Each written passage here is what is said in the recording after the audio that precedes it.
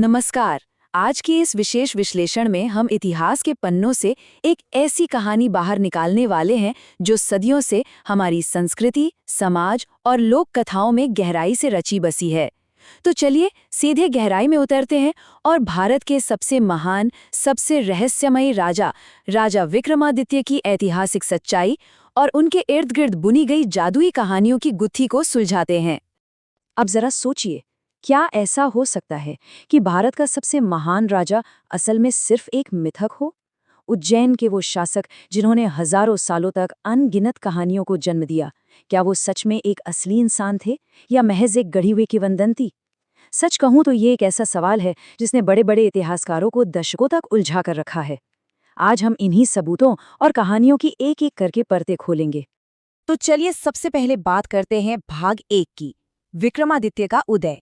ये दिलचस्प कहानी शुरू होती है पहली शताब्दी ईसा पूर्व के उज्जैन से, जो उस समय परमार वंश के अधीन था। देखिए, उज्जैन कोई साधारण शहर नहीं था। ये उस समय भारत का धड़कता हुआ हृदय था। जब राजा गंधर्व सेन के घर एक बालक का जन्म हुआ तो उसका नाम रखा गया विक्रम, जिसका सीधा सा अर्थ होता है पराक्रम या असीम साहस। और मजेदार बात यह है कि ये नाम महज एक पहचान नहीं थी, बल्कि ये तो आगे चल के एक महान नेता बनने की एकदम सटीक भविष्यवाणी साबित हुई। उनके बचपन का एक किस्सा बड़ा ही कमाल का है।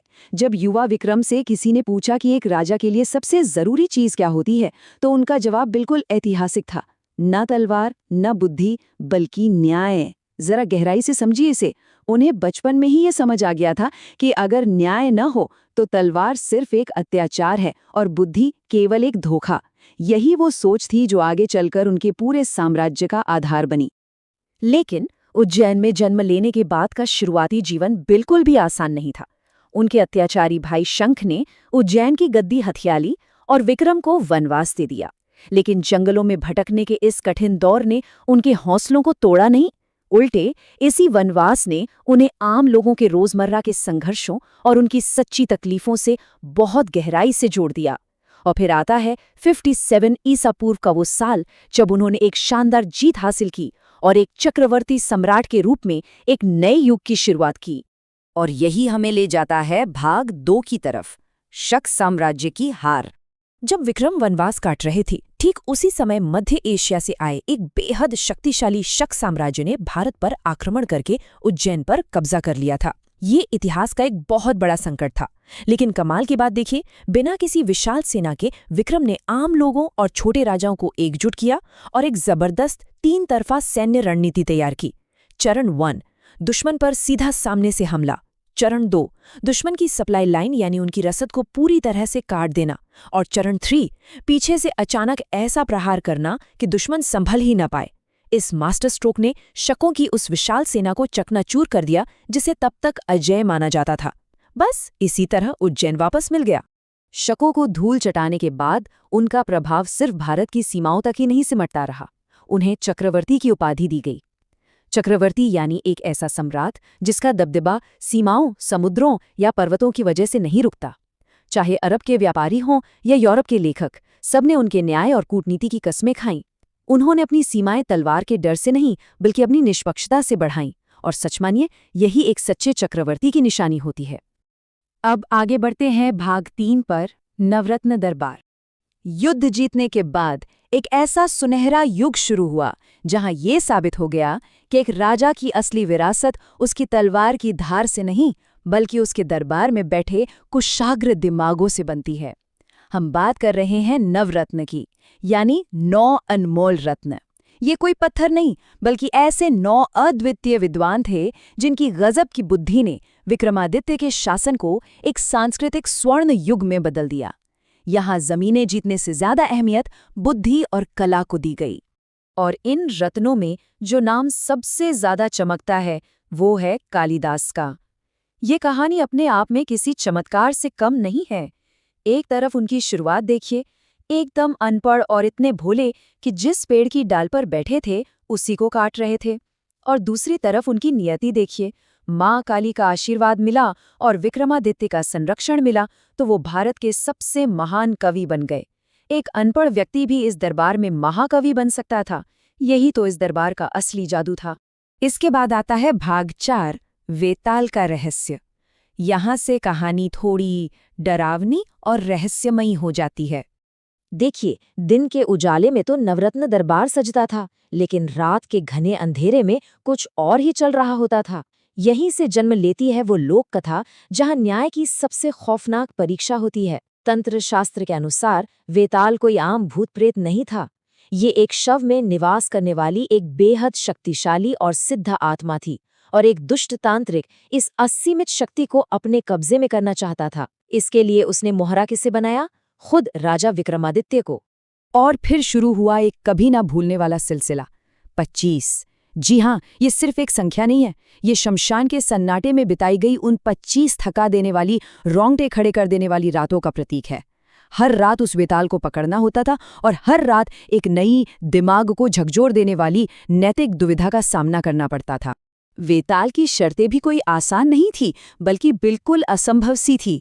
नियम कुछ ऐसे थे, पहले राजा को एक कहानी सुननी होगी, फिर कहानी के अंत में एक नैतिक प्रश्न का उत्तर देना होगा।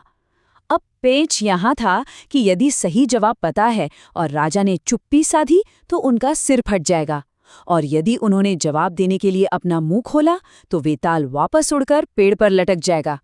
ये कोई साधारण खेल नहीं था, ये विक्रमादित्य की बुद्धि, उनके असीम धैर्य और न्याय के प्रति उनकी अटूट निष्ठा की सबसे बड़ी परीक्षा थी। तो फिर उस 25वीं रात को क्या हुआ? 24 रातों तक न्याय की इस कठिन कसौटी पर खरा उतरने के बाद 25वीं रात को वेताल के पास भी इस असीम समर्पण का कोई जवाब नहीं था। वेताल हार मान गया, और जाते जाते उसने उस तांत्रिक की एक बहुत ही खौफनाक और घातक साजिश का खुलासा कर दिया। उसने बताया कि वो तांत्रिक असल में खुद राजा की ही बलि देना चाहता था। इस तरह न्याय के प्रति राजा की इसी जिद ने अंततः उनकी खुद की जान बचा ली। अब चलते हैं भाग 5 की ओर, 32 पुतलियों का सिंहासन। ये जो सिंहासन 32 ही था, ये महज लकड़ी या सोने का कोई ढांचा नहीं था। कहा जाता है कि इसे देवराज इंद्र ने बनवाया था, और ये एक ऐसा दिव्य सिंहासन था जो किसी भी अयोग्य शासक को खुद ही नकार देता था। सदियों बाद जब मालवा के राजा भोज को ये जमीन के नीचे गड़ा हुआ मिला, तो उन्होंने बड़े चाव से इस पर बैठने की कोशिश की। लेकिन जानते हैं क्या हुआ? उन 32 पुतलियों ने उन्हें 32 बार रोका। शर्तें बेहद कड़ी थीं।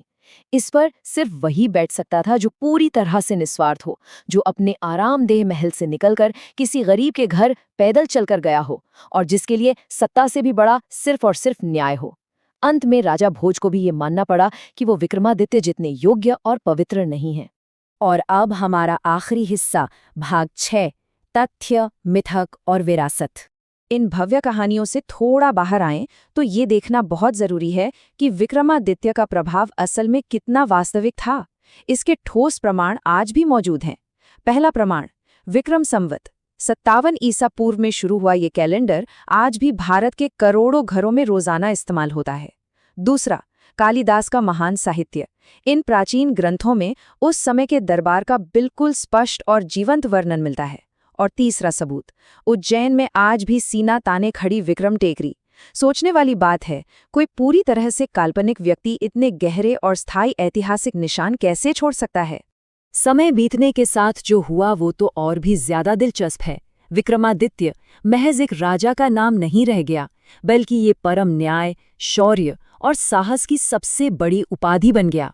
इतिहास में बाद के कई महान शासकों ने, जैसे चंद्रगुप्त विक्रमादित्य और स्कंदगुप्त विक्रमादित्य ने, बेहद गर्व के साथ इस उपाधि को धारण किया। इस पूरी चर्चा के अंत में एक ऐसा सवाल जरूर मन में आता है जो सोचने पर मजबूर कर देता है। क्या वो पौराणिक सिंहासन आज भी उज्जैन की मिट्टी के नीचे कहीं दबा है, किसी सच्चे, निस्वार्थ और न्यायप्रिय शासक के इंतजार में? खैर, वो सिंहासन जमीन के नीचे हो या न हो, लेकिन विक्रमादित्य की विरासत हमें ये सोचने पर जरूर मजबूर करती है कि क्या आज की इस दुनिया में पूर्ण न्याय और निस्वार्थ नेतृत्व का वो आदर्श कभी दोबारा हासिल किया जा सकता है? बस इसी एक गहरे विचार के साथ आज का ये विश्लेषण यहीं समाप्त करते हैं। इस ऐतिहासिक सफर में साथ जुड़ने के लिए बहुत बहुत धन्यवाद। सीखते रहें और ऐसे ही नए सवाल तलाशते रहें।